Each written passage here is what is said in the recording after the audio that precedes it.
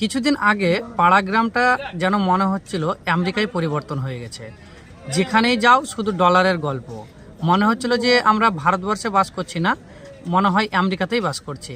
তো যারা ডলারের গল্প করছিল তাদের এখন টাইম চলে এসেছে আবার মানে রুপিজের গল্প বা টাকার গল্প করার। কারণ যে এনএফটি নিয়ে লাফাচ্ছিল সব, গেল এনএফটি। এবার এনএফটির স্ক্যাম করার সময় চলে এসেছে। যারা এতে ইনভেস্ট করেছো যত তাড়াতাড়ি সম্ভব উইথড্রল করে নাও, আর না হলে মিলিয়ে নিবা। আজ থেকে এক সপ্তাহের মধ্যে এনএফটি গেল।